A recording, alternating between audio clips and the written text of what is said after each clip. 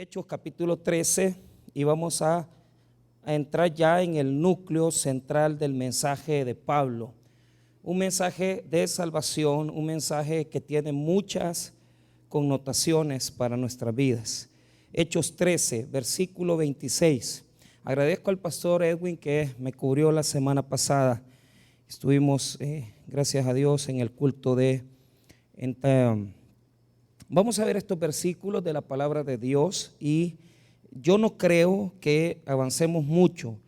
A veces yo me pongo un poquito así triste porque yo decía, no, deberíamos de avanzar más, pero no se puede, hay que ir mejor lento. Versículo 26.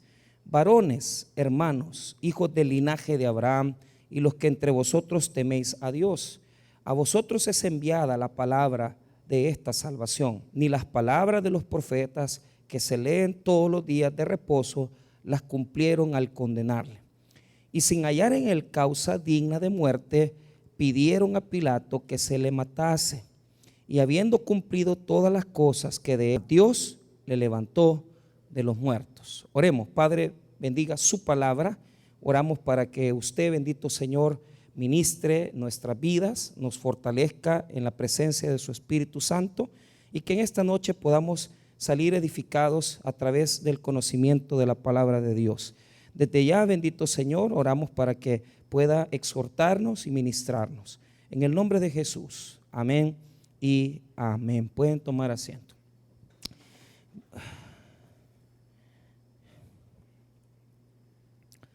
Muy bien.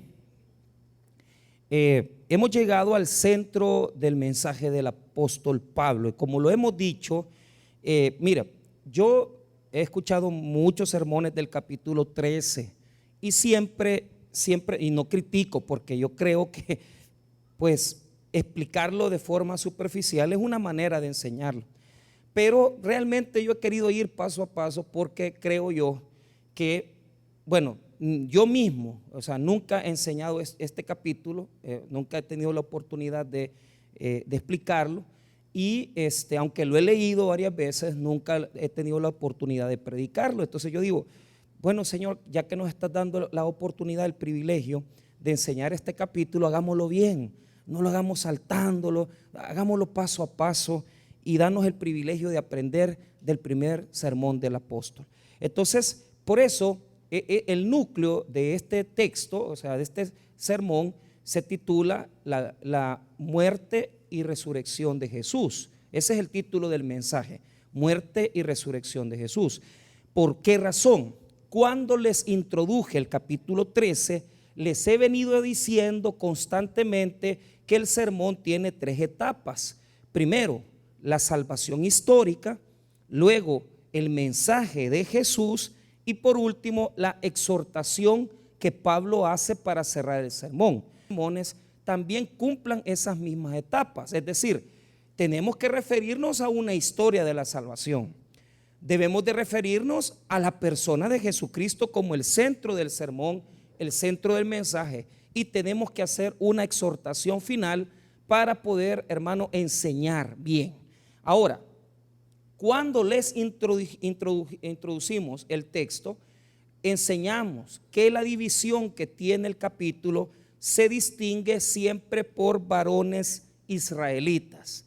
Entonces, si usted fue, si usted le puso interés, ¿verdad? Usted fue marcando las veces que se repite varones israelitas. Veamos el verso 16. Entonces Pablo, levantándose, hecha señal de silencio, con la mano dijo: varones israelitas y los que teméis a Dios, oye, ahí está la introducción del sermón. Muy bien, la segunda etapa del sermón es la que voy a iniciar ahora con ustedes, que está en el verso 26. Mire, varones, hermanos, hijos del linaje de Abraham y los que entre vosotros teméis a Dios. Hasta ahí. Ahí está la segunda etapa del sermón. Y por último, que sería la última vez que él va a exhortar, que es la última parte del sermón, está en el 38. Sabed pues esto, varones hermanos, que por medio de él se os anuncia perdón de pecados. Muy bien, entonces ahí están las tres etapas. Diga conmigo, tres etapas. sencillas. Introducción, una explicación general de la historia de salvación, Jesús, el centro del mensaje y la exhortación final de Pablo. Ahora, ¿cómo se divide la parte central del sermón? La parte central del sermón se divide en la muerte y sepultura de Jesús. Esa es la primera etapa. Está desde el verso 26 hasta el verso 29. Márquelo, ocupe un lapicero, no venga al estudio bíblico sin traer un cuaderno para llevar un mensaje o una Biblia que pueda manchar, para darse gusto, 26 al 29, esa es muerte y sepultura de Jesús. Luego del verso 30 tenemos hasta el verso 37 la explicación de la resurrección de Jesucristo. Los eventos que sucedieron en la resurrección, después de la resurrección, que Él se apareció a muchos, y cómo interpreta Pablo ese evento, ¿verdad? Eso está del 30 al 37. Entonces, el núcleo del sermón tiene esas dos estructuras, dos etapas muy claras ahí. Del 26 al 29 encontramos la muerte y sepultura, y del 30 al 37 la resurrección de Jesús y sus, digamos, aportaciones que Pablo va a hacer de esos textos. Ahora, ¿qué podemos sacar de todo esto? Bueno, mire, para mí entrar a esta parte me hace comprender lo alejado que como predicadores estamos de predicar a Jesús como verdaderamente la Biblia lo exige.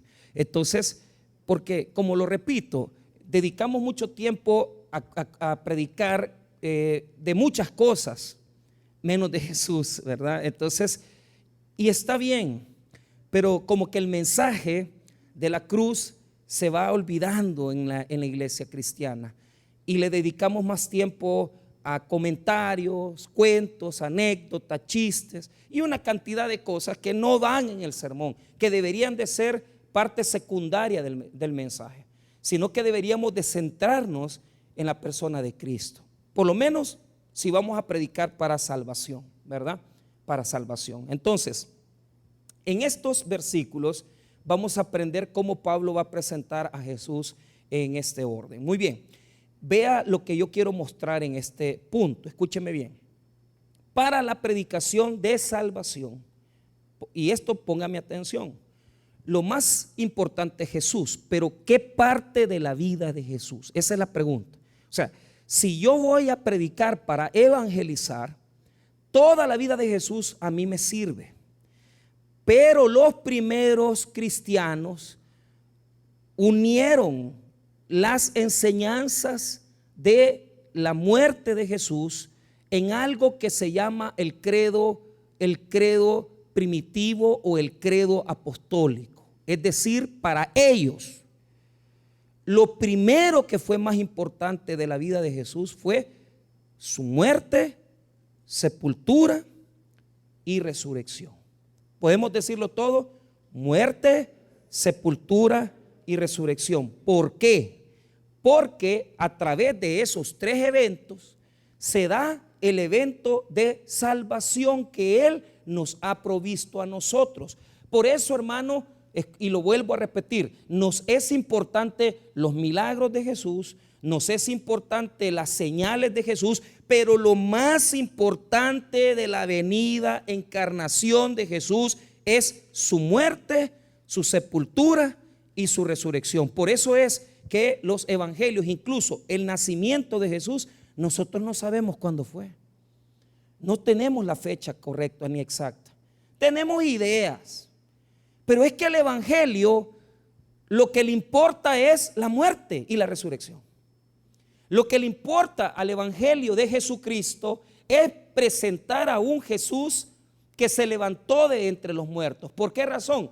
Porque el evento de la resurrección es el que le da valor a nuestra fe. ¿Por qué razón, hermanos míos? Porque si nosotros no tenemos la fe puesta en la resurrección, entonces simplemente las promesas que Jesús nos ha dado, todas las que están en la Biblia, serían falsas.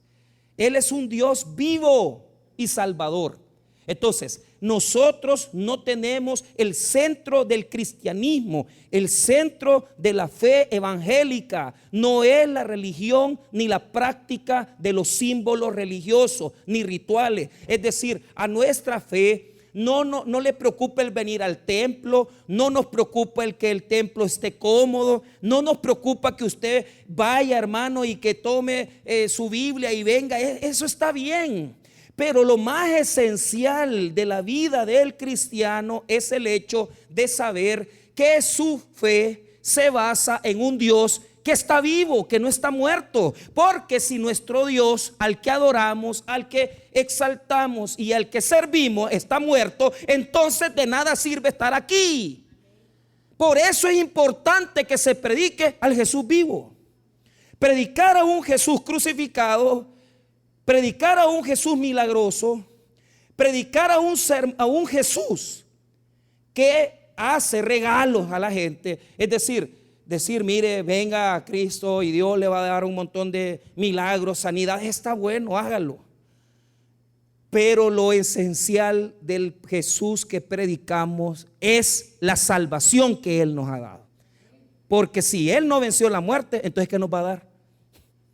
Si yo, ¿para qué voy a seguir a un Dios que está muerto?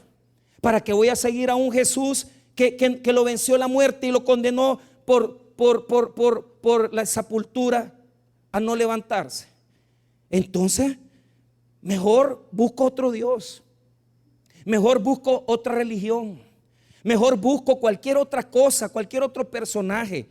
Hay cientos de personajes grandes en este mundo, ¿verdad?, que hicieron grandes obras. Pero ¿cuál es la diferencia entre esos personajes y el centro de la fe evangélica?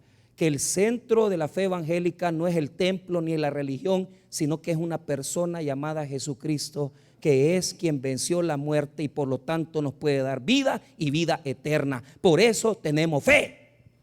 Por eso tenemos que entender que lo importante del credo apostólico era la muerte, sepultura y resurrección. Muy bien, veamos entonces el credo apostólico para que nos quede claro eso. El credo apostólico usted lo va a encontrar resumido en las epístolas de Pablo y lo va a encontrar desarrollado en los evangelios. ¿Por qué? Porque las epístolas de Pablo se escribieron antes de los evangelios. Entonces, esto es algo que yo siempre repito, porque cuando usted lee la Biblia, el Nuevo Testamento, tiene la cuestión de que, es que, mire, fíjese que el primer libro del Nuevo Testamento es Mateo. Falso, no es así. El primer evangelio del Nuevo Testamento es Marcos, pero los compiladores del Nuevo Testamento han ordenado los evangelios en un proceso teológico. Por eso es que aparece primero Mateo, luego Marcos, Lucas y Juan. Pero el primero que escribió de Jesús es Pablo. Eso quiero que quede claro. Entonces, ¿cómo describió el credo apostólico Pablo? Vea conmigo 1 Corintios 15. 1 Corintios 15. Y esto yo siempre lo tengo bien marcado porque es la base de la fe. Diga conmigo, esta es la base de mi fe. Ay, Dios, papá, esta es la base de mi fe. Sin esto no somos nada nosotros los cristianos. Veamos lo que dice el versículo 3, 1 Corintios 15, 3. Mire lo que dice. Porque primeramente os he enseñado lo que asimismo recibí, que Cristo murió por nuestros pecados conforme a las Escrituras. Entonces, eso es muy importante. ¿Por qué? Porque Cristo no vino a morir accidentalmente. Ya las Escrituras lo tenían profetizado. Amén, hermanos. O sea, la muerte de Jesús es una profecía cumplida, de tal manera que usted puede leer el Antiguo Testamento y encontrar esa condición del Mesías, que el Mesías debía de morir. Entonces, lo primero es la muerte. Murió por nuestros pecados, conforme a las Escrituras. ¿Por qué murió Cristo? ¿Por qué murió Jesús? Murió por mis pecados. Ahora, vea el 4, mire el 4. Y que fue sepultado y que resucitó al tercer día conforme a las Escrituras. Mire lo que dice el 5, y que apareció a Cefas y después a los dos. Esa es la base de nuestra fe. ¿Por qué? Porque lo que está demostrando el credo es que Jesús verdaderamente, hermano, murió, fue sepultado, que no hubo un robo del cuerpo, que el cuerpo no se perdió, sino que fue sepultado verdaderamente y que resucitó al tercer día. Entonces, eso es lo que nos da fuerza, eso es lo que nos da fe, es que si Él resucitó, nosotros también experimentamos una resurrección espiritual. Después de haber estado muertos, resucitamos a Cristo, es decir, Él nos da vida. Por eso es que cuando bautizamos, nosotros decimos esa fórmula: sepultados con Cristo, resucitados a una nueva vida. Porque la resurrección se vive de dos formas. Se vive primeramente, habiendo nosotros conocido a Cristo, nosotros le entregamos nuestra vida a Jesús y Él nos da vida espiritual. Y vamos a experimentar una resurrección futura, que es cuando Cristo levante a los muertos. Entonces esa es la fe, ese es el centro de la esperanza cristiana. La esperanza cristiana es que Jesús resucitó, y como Jesús ha resucitado, así resucitará a su pueblo que le amamos. Entonces, qué bonito, porque sin eso no hay nada, hermano. Sin eso, entonces, mire, sin eso no podemos hablar con poder, con autoridad. ¿Por qué podemos ver sanidades? ¿Por qué podemos ver milagros? Porque Jesús vive, hermanos. Jesús está vivo. Entonces Él está encargándose de hacer sus prodigios, sus milagros hoy en día. Ahora, ese credo apostólico pasa a los evangelios, y quiero que note ahí rapidito para que no lo voy a ampliar, mejor lo voy a dejar hasta ahí, pero sí, mejor le revisamos. Lo vamos a Juan 20, porque lo vamos a tener que ver después. Juan capítulo 20, mire bien.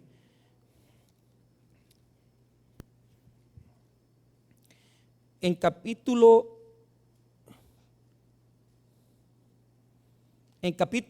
19, mejor, 19, 17. Mire lo que dice el título: crucifixión y muerte de Jesús. Entonces allí se cumple la primera parte del credo: muerte de Jesús.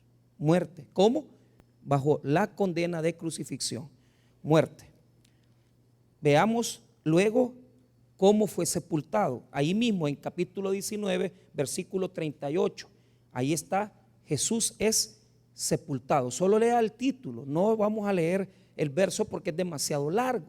Y por último, capítulo 20, ahí está la resurrección. Entonces podemos ver, mire bien, en 19, 17 está la muerte de Jesús en adelante, ¿verdad?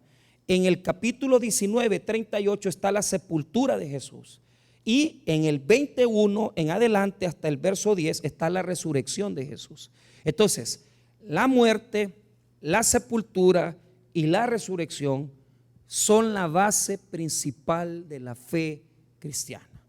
Son la base fundamental, teológica y bíblica de la fe cristiana. Si Jesús no murió, no puede salvar. Si Jesús no fue sepultado, no puede salvarnos de la sepultura. Si Jesús no resucitó, no nos puede levantar a nosotros tampoco. Por eso es que es trascendental que nosotros sepamos estos acontecimientos. Muy bien, ahora veamos entonces Hechos 13 para comenzar ya a estudiar este capítulo. Hechos 13, 26. Hasta aquí se ha cubierto la historia de la salvación, desde Abraham hasta Juan el Bautista, todo el Antiguo Testamento. El verso número 25 cierra con la explicación de la obra de Juan el Bautista. Entonces, lo que ha hecho el escritor del libro de Hechos es explicarnos primero cómo la salvación era un plan desde Abraham hasta Juan el Bautista, que preparó el camino de Jesús. Entonces, cuando ya llegamos al 26, estoy diciéndoles, hermanos, que Pablo está predicando un sermón, Pablo está enseñando. Entonces lo que está haciendo Lucas, que es el escritor de Hechos, es haciéndonos un resumen. O sea, yo tengo que entender que cuando Pablo predicó este sermón, lo predicó con más extensión, y lo que hizo Lucas fue resumirlo, lo que él pudo hacer, ¿verdad? Entonces, el énfasis de los versículos 26 al 29 va a ser el cumplimiento de las Escrituras. Diga conmigo, el cumplimiento de las Escrituras. Eso es lo más importante. Ahora, ese es el primer tema principal del 26 al 29, el cumplimiento de las Escrituras. Ahora, la segunda cosa importante del verso 26 al 29 es, escuche bien, es los sufrimientos de Jesús y la muerte de Jesús. Los sufrimientos y la muerte de Jesús. Entonces, el primer tema es el cumplimiento de las Escrituras. El segundo tema es los sufrimientos y la muerte de Jesús. Yo no voy a lograr llegar más allá del 29, ¿verdad? Yo dudo mucho que lo hagamos, pero bueno, ahí vamos. Cuando ya Pablo está predicando, les cambia el tema, porque ahora va a entrar a Jesús. ¿De qué manera lo va a hacer? Les va a llamar la atención diciéndole, varones, hermanos. Ayer estuvimos dando 2 conferencias en la escuela del Walter, ¿verdad? Entonces, yo para despertar a la gente, porque nos dijo el director, hable 1 hora, nos pidió.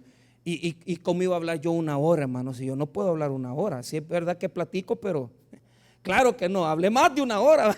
Entonces, pero ¿cuál es el problema? Ya cuando íbamos por el tercer punto, vaya pues, y les comenzaba a gritar, ya despertaban. Entonces, allá estaban unos hermanos. Pero Pablo, cuando quiso despertarlos, les cambió y les volvió a decir varones, y se dirigió a 2 grupos. A los mismos 2 grupos a los cuales dirigió el sermón al principio, es a quienes él les está llamando la atención. ¿A cuáles 2 grupos? A los judíos y a los gentiles que están interesados en la religión judía. ¿Cómo se dividen esos grupos? Veamos primero 26. Varones, hermanos, hijos del linaje de Abraham. ¿Quiénes son esos? Israelitas. Diga conmigo, israelitas. Es decir, los de Israel, los judíos. Primer grupo, los judíos. Segundo grupo, los gentiles que no son judíos. Aquellos que no han nacido en Israel, pero que les gusta la religión de Israel. Vea el segundo grupo cómo los divide. Dice, y los que entre vosotros teméis a Dios. Ese es el segundo grupo, los temerosos de Dios. ¿Quiénes son los temerosos de Dios? Son los que no son judíos, sino que gentiles, que les gusta el judaísmo, pero no quieren circuncidarse, sino que les gustan los sermones, les gustan las enseñanzas, pero no se han convertido al judaísmo, no se han circuncidado. Entonces, estos 2 grupos tienen una necesidad. Entonces, Pablo va a predicar a esa necesidad. ¿Por qué? Fíjese que muchas veces tenemos miedo de hablarle a gente. Y no les critico, porque yo haría lo mismo. Yo me acuerdo que cuando yo evangelizaba, a mí me gustaba agarrar más niños y jóvenes, porque yo sabía que ellos no me iban a contradecir. Entonces los evangelizaba y rapidito, haz esta oración conmigo, y rapidito hacían la oración. Pero ¿por qué les tenemos pena o miedo a los adultos? ¿No tienen la misma necesidad todos? Pues todos estamos en una condición de pecado. Entonces, seamos judíos o seamos gentiles, tenemos la misma necesidad de salvación, porque todos tenemos y estamos hundidos en la misma miseria llamada pecado. Por lo tanto, yo como predicador del evangelio no tengo que tenerle vergüenza ni pena a los profesionales, a los que no son profesionales, a los que son jóvenes, a los que son adultos, a los que tienen una edad determinada o a los que tienen un sexo o una determinación sexual. La necesidad de la humanidad es tener salvación. Por lo tanto, Pablo se va a dirigir a estos 2 grupos sin distingo de clases sociales o de raza, porque los 2 están condenados. Por lo tanto, ahí mismo el texto bíblico le dice a vosotros. Mire bien, y eso quiere decir todos están en la misma condición. Vea cómo lo expresa Pablo ahí mismo. Lea nuevamente el 26. Varones hermanos, hijos del linaje de Abraham, ahí están los judíos, y los que entre vosotros teméis a Dios, es decir, los gentiles que no son judíos, y los que entre, mire bien, a vosotros, A vosotros. Diga conmigo, a vosotros. ¿Qué significa eso? Que todos están en el mismo plano. Es enviada la palabra de esta salvación. A todos necesitan salvación. Enviada. ¿Quién se las envía? Dios. Hemos estudiado en Romanos el miércoles. ¿Qué hemos aprendido? Que la voz del predicador es la voz de ¿quién? De Jesús. ¿Por qué? Porque dice en Juan capítulo 10 que Él llama a sus ovejas y las ovejas oyen su. Cuando usted predica y evangeliza, usted no es cualquier cosa, mi amigo. Usted es un emisario, embajador que lleva la voz de Cristo. Y si el mensaje que usted lleva es escuchado por las personas, esas personas van a recibir algo que no se lo puede dar nadie, porque es algo espiritual, es algo grande y es algo que tiene el valor más grande de todas las cosas humanas, que es la salvación del alma. Por lo tanto, cuando usted predica y evangeliza, entienda que usted no va solo. Usted lleva el mensaje de Cristo y lleva la voz de Jesús. Todos necesitan la salvación. Ni uno se tiene que quedar sin escuchar el mensaje de salvación. ¿Quién se los envía? El Padre. La palabra enviar es bien interesante porque expostale, que es como un enviado, es un apóstol. Enviar hacia afuera, hacia adelante. Dios manda a esa persona para evangelizar a alguien que necesita escuchar el mensaje de Dios. Entonces yo me maravillo cómo Dios tiene la habilidad de ponernos en los momentos más necesarios a hablar con personas que necesitan escuchar el mensaje. Porque no es usted el que va, es Dios el que lo envía. Él lo pone ahí, Él le da el sermón, Él es el que da la palabra, el que da el mensaje y el que pone la voz para evangelizar. ¿Por qué tenés miedo? ¿Por qué tenés miedo? ¿Por qué andas ahí acobardado y que no, que yo no quiero servir, yo no quiero ganar almas, si es que no sos vos? Es Dios el que te envía. El mensaje no es tuyo, sino que es de Dios.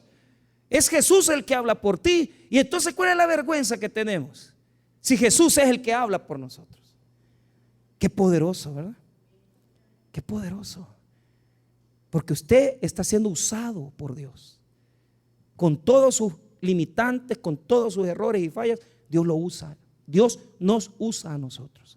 Entonces, esto es lo que Pablo así les introduce el sermón. Ya el centro que es Jesucristo. Entonces, a ustedes varones, ¿verdad?, hijos del linaje de Abraham, y ustedes los temerosos de Dios. Dos grupos que necesitan salvación. Pero mire lo que les va a decir el apóstol. Va a comenzar por esa situación que vivió Jesús en su condición de muerte. Entonces, ¿cómo lo va a hacer? Veamos el verso 27.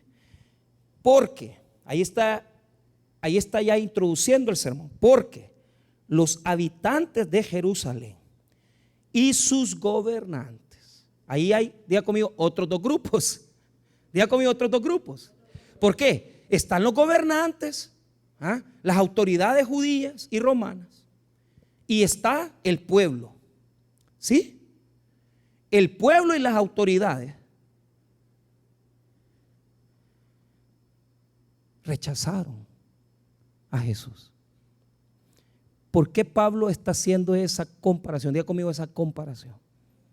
Mire, está comparando los judíos de Jerusalén, las autoridades, con los que están en este momento en Antioquía. Lo que les está diciendo Pablo es: señores, no se comporten igual que los judíos de Jerusalén.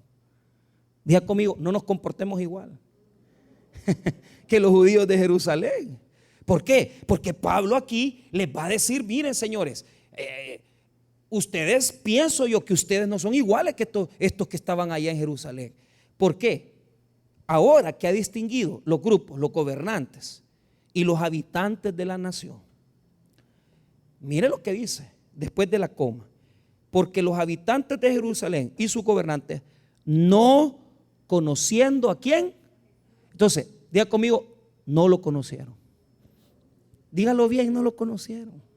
Porque además de no conocerlo, además de no identificarlo, además de no saber quién es, lo van a rechazar. Y además de rechazarlo, lo van a matar. No lo conocieron, lo rechazaron y lo matan. Ese es el orden que va a seguir la porción, la perícopa. No lo conocieron, lo rechazaron y lo matan. Ok, vea cómo lo presenta el 27. No conociendo a Jesús, ni las palabras de los profetas que se leen todos los días de reposo, las cumplieron al condenarle. Entonces, mira lo que está diciendo, que a pesar que iban a la sinagoga todos los sábados y oían las profecías, en lugar de conocer, en lugar de aceptar a Jesús, ellos actuaron en contra de Jesús. Diga conmigo, actuaron en contra de Jesús. O sea, en lugar de decir, hey, las profecías nos hablan de alguien como Jesús, entonces lo vamos a conocer, vamos a oír su enseñanza. No, todos los sábados se paraban en la sinagoga a oír el mensaje de las profecías antiguo testamentarias, pero no ponían atención. Y cuando una persona es ignorante de la palabra, no sabe lo que yo le voy a enseñar ahorita. No sabe eso. Pero lo que está diciendo Pablo es que a pesar que no lo conocían, terminaron haciendo lo que la palabra decía. Imagínense, hermano, ¿cómo es eso? O sea, sí, lo rechazaron, no lo conocieron y terminaron haciendo lo que las escrituras decían. ¿Por qué? Porque aunque eran ignorantes, diga conmigo, ignorantes, ellos ignoraban. Pablo está como diciendo, mira, uno puede hacer las cosas por ignorancia realmente, ¿verdad? Actuar de esa manera. No les está quitando la culpa, porque culpables son. Pero uno puede ignorar las escrituras, puede ignorar la profecía, puede ignorar la promesa y comenzar a actuar de una forma equivocada. Ahora, ¿qué decía la profecía? Diga conmigo, el siervo sufriente. El siervo sufriente. Entonces, yo quiero que note que si ellos hubieran puesto atención en la sinagoga, ellos hubieran entendido lo que tenían que hacer. Ellos lo que tenían que hacer es recibirlo, conocerlo, aceptarlo. No, ellos lo rechazaron. Las escrituras en Isaías 52 y Isaías 53 profetizaban la venida del siervo sufriente.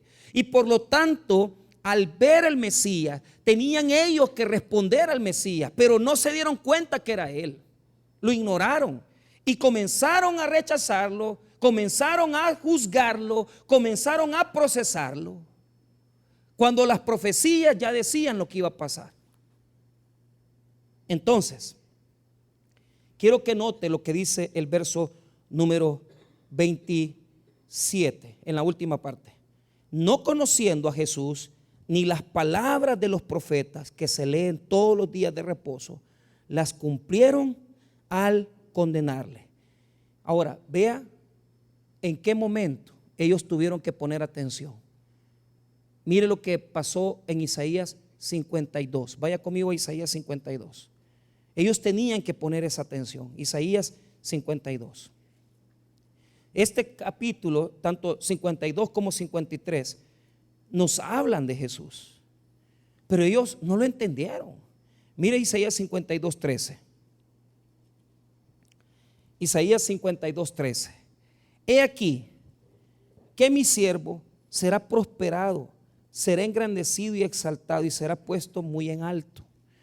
Como se asombraron de ti muchos de tal manera, fue desfigurado de los hombres su parecer y su hermosura más que la de los hijos de los hombres. Así asombrará él a muchas naciones. Los reyes cerrarán ante él la boca porque verán lo que nunca le fue contado y entenderán lo que jamás habían oído. Mire lo que dice el 14. Fue desfigurado de los hombres su parecer. Hermano, ¿qué le dieron los hombres en lugar de reconocerlo? ¿No es cierto, hermano, que le pusieron la corona de espinas? ¿No es cierto que lo abofetearon y lo desfiguraron, hermano, azotándolo por la espalda y por su frente? Las espinas. A mí me da que esas que salen en las películas, eso no era lo que les ponían. Ese casco es un casco lleno de espinas. Las espinas que se han identificado en Jerusalén, que fueron las que traspasaron la frente y la cabeza de Jesús, se las ponían encima en la cabeza con unas pitas y se las apretaban de esa manera. Esas espinas desfiguraron su cabeza.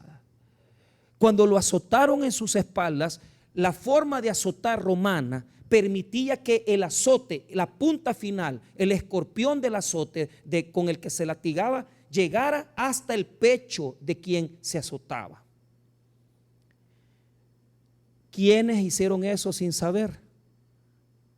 Los judíos, apoyados por Roma. Pero Pablo les está diciendo: no se comporten como los judíos de Jerusalén, que por ignorantes de la palabra terminaron cumpliendo las profecías que lo iban a desfigurar. La profecía decía que lo iban a desfigurar. La profecía decía que iba a ser juzgado como inocente. Vea lo que dice 53:1. ¿Quién ha creído a nuestro anuncio? ¿Y sobre quién se ha manifestado el brazo de Jehová? Subirá cual renuevo delante de él, y como raíz de tierra seca, no hay parecer en él ni hermosura. Le veremos, mas sin atractivo para que le deseemos. Mire lo que dice: despreciado y desechado entre los hombres, varón de dolores, experimentado en quebranto, y como que escondimos de él el rostro, fue menospreciado y no lo que. Mire, terminaron cumpliendo las profecías. Diga conmigo: terminaron cumpliendo las profecías. ¿Sabe por qué? El cielo y la tierra pasarán, pero mis palabras no pasarán. Y cuando Dios establece algo en su Biblia, su promesa, su profecía, todas se van a cumplir. Y aunque ellos lo ignoraban y lo hicieron con ignorancia, terminaron cumpliendo las profecías. Amén. ¿Entienden eso? ¿Entienden que por ser ignorantes terminaron cumpliendo lo que ya estaba profetizado? Lo llevaron a un juicio injusto y lo condenaron. Pero note esto, porque ya no voy a regresar a Isaías 53. Mire lo que profetiza Isaías 53:9. Mire lo que dice: y se dispuso con los impíos su sepultura, mas con los ricos fue en su muerte, aunque nunca hizo maldad ni hubo engaño en su. ¿Por qué? Esto se escribió 600 años antes de Cristo. Y el versículo 9 dice que con los impíos se dispuso su ¿qué? Su sepultura. ¿A la par de quién murió Jesucristo? A la par de dos malhechores, asesinos. ¿Y con quién lo enterraron? Lo enterraron en el sepulcro de los millonarios. Vea lo que dice: mas con los ricos fue en su muerte, aunque nunca hizo maldad ni hubo engaño en su boca. Con todo eso Jehová quiso quebrantarlo, sujetándolo a padecimiento. Diga conmigo: los designios de Dios. Ya estaba establecido que todo eso sucediera. Amén, hermanos. Entonces, ponga atención a lo que le voy a enseñar. Vaya conmigo a Hechos 13. Hechos 13. Hechos 13.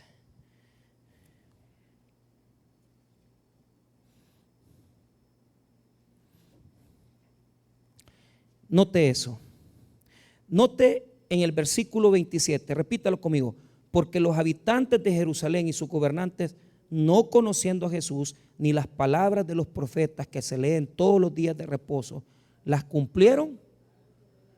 Diga conmigo: Dios puede usar hasta los impíos. cómo Dios usa a la gente más impía. Ellos rechazaron a Jesús, ellos rechazaron al Señor, pero lo que no sabían es que estaban actuando en el designio que Dios ya había preparado. Yo no quisiera servirle a Jesús con ignorancia, impiedad y con negligencia. ¿Qué es lo que me quiere decir esto? Que siempre se va a cumplir la palabra y que Dios puede usar hasta los que no van a la sinagoga, hasta los que no van al culto, puede usar Dios para determinar el designio de los hombres. ¿Usted se ha dado cuenta, hermano, que Dios puede usar hasta lo más impío para engrandecer su gloria? ¿Ah? Amén, hermanos. ¿Qué es lo que está usando Dios ahora para predicar el evangelio? Las redes sociales, YouTube. Nos ven en todas partes del mundo a través de las redes sociales. Es lo más impío que puede haber, sí, pero como Dios lo determinó. Hay gente que ocupa eso para pudrirse en pecado, para ver pornografía, para ver abusos sexuales de niños, de mujeres, de hombres. Pero nosotros sabemos que detrás de toda la obra humana y de todo el pecado y la desobediencia de la humanidad, hay un Dios que controla todas las cosas. Y aunque los hombres piensan que están haciendo su voluntad, Dios tiene el control de todo lo que sucede en el mundo. Y siempre Dios se va a glorificar. No se preocupe. No se preocupe si le están dando manadas en el rostro. No se preocupe si las cosas le han salido mal. Hay un Dios que controla hasta los malos. Estos pensaron que se salieron con la suya. No, papito. Ya Dios lo había determinado. Amén, hermanos. No los oigo convencidos. Yo creo que más le sirven a Dios por ignorancia. Yo no quiero servirle al Señor por ignorancia. Que Dios me use como que soy un impío ahí. Mira, voy a usarte a vos porque pues sí, vos no entendés nada.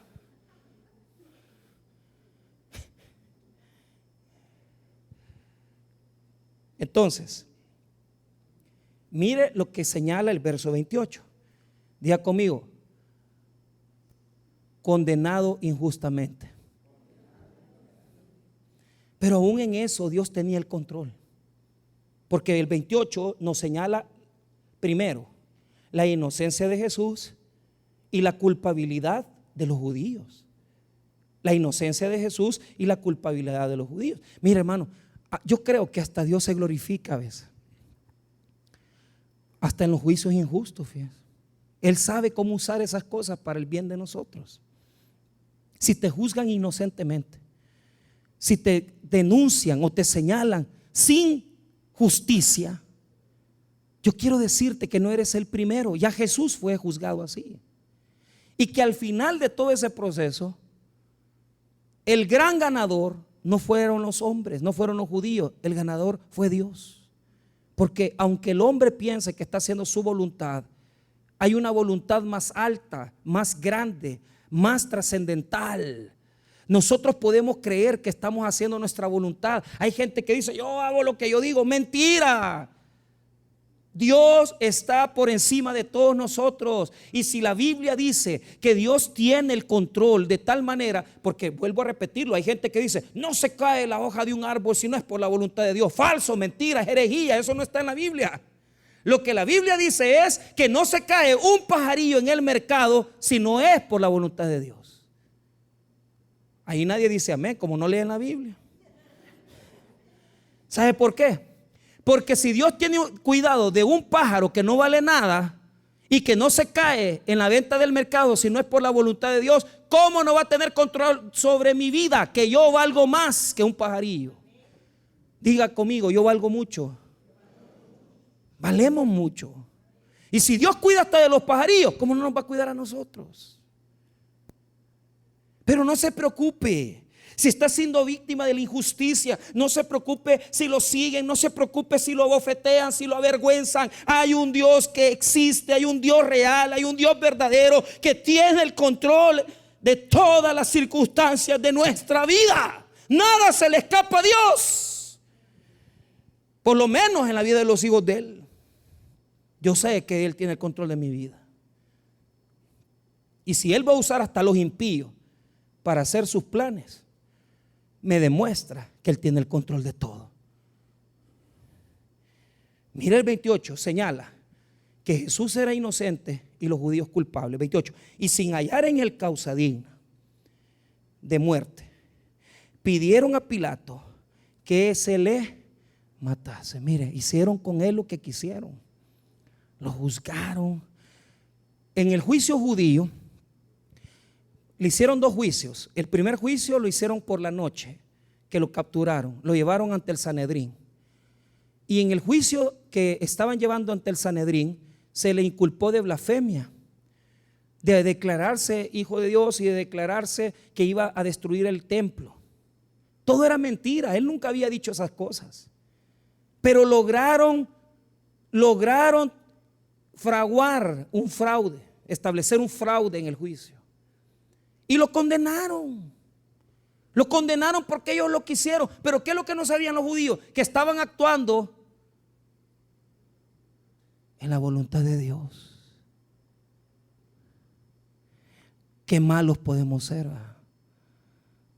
Y no nos damos cuenta que hasta en la más grande de las maldades que hacemos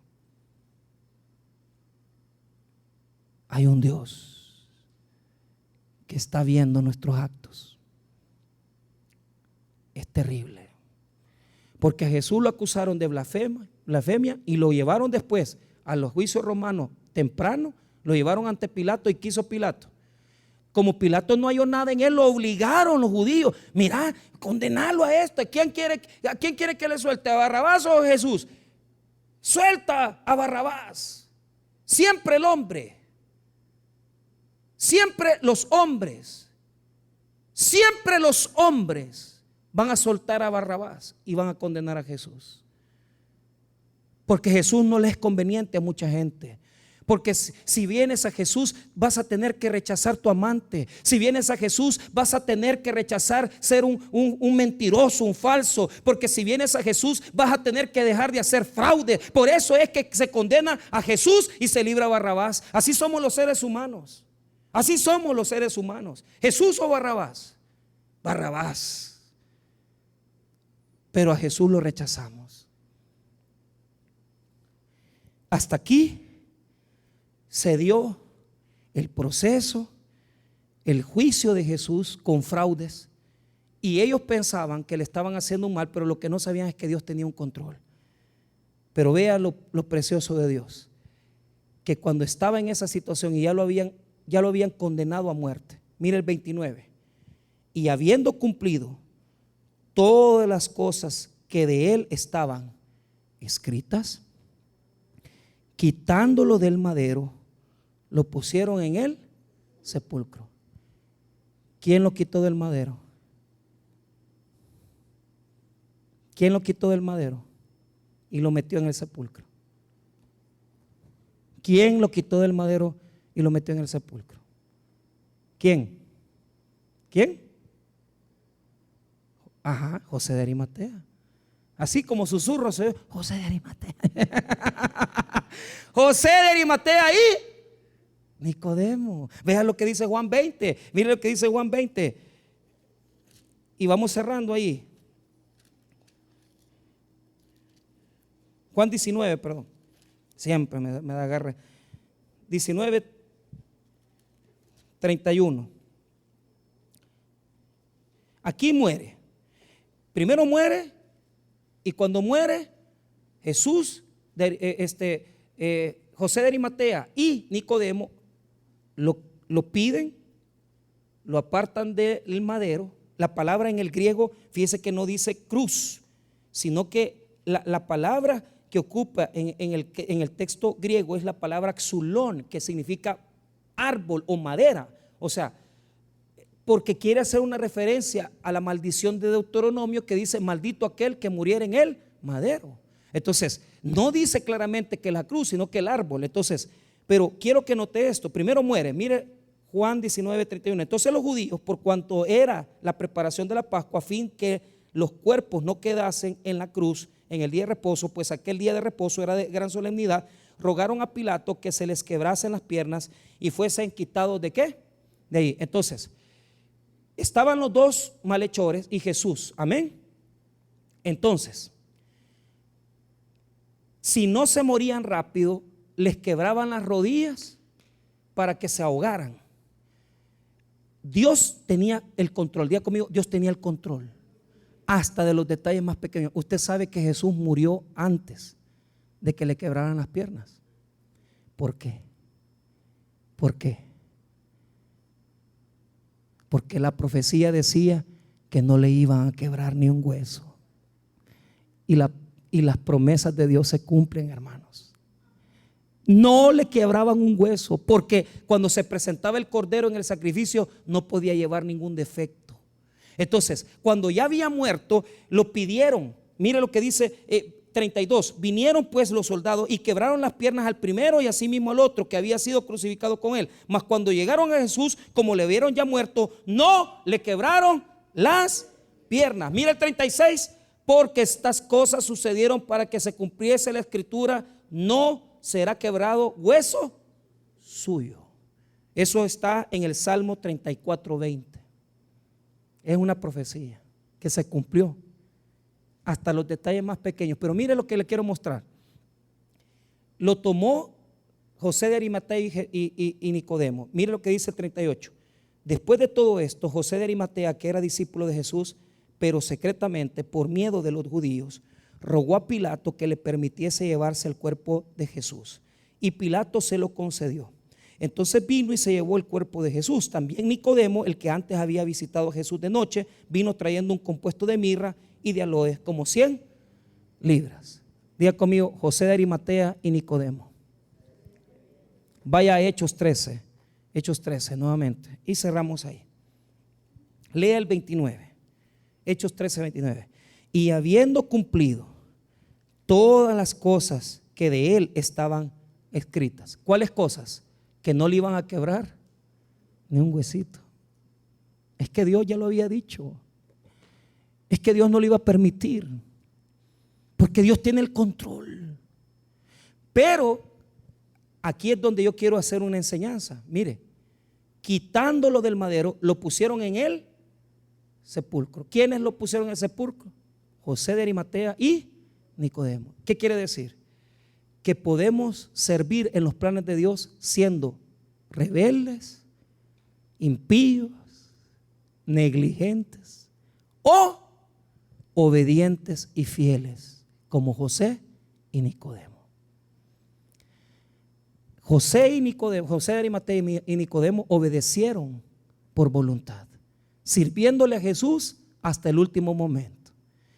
Hermanos, en este mundo, ni los fieles ni los desobedientes se mueven sin que Dios tenga un propósito sobre sus vidas. Pero yo quiero servirle a Dios como Nicodemo y José de Arimatea, que obedientemente sacaron su fe en Cristo y dijeron: denme el cuerpo, no me da vergüenza pedir el cuerpo de Jesús, lo voy a ir a sepultar. La pregunta que yo hago aquí es: ¿te está usando Dios siendo impío, rebelde y negligente? Porque tienes amante, pero le tienes que dar de comer a tus hijos, y por eso Dios te tiene ahí con eso y no te pasa la factura. Eres negligente, necio, impío, que aunque te toma las cervezas, Dios te usa para darle de comer a tu familia. Eres negligente, rebelde, impío, y así Dios te usa porque no te está pasando nada en la vida, incluso hasta te han dado un ascenso. Pero yo no quiero que Dios me use por impío. Yo quiero que Dios me use por obediencia, y que cuando Jesús me necesite, yo pueda sacar mi cristianismo y decir: Jesús, yo te sirvo a ti, y no me da vergüenza decir que soy hijo de Dios. ¿Cómo le sirve usted a Jesús? ¿En obediencia o infidelidad? Respóndase. Yo lo que le quiero decir es que Dios tiene el control hasta de los detalles más pequeños. Vamos a orar, hermanos. Padre, gracias por su palabra.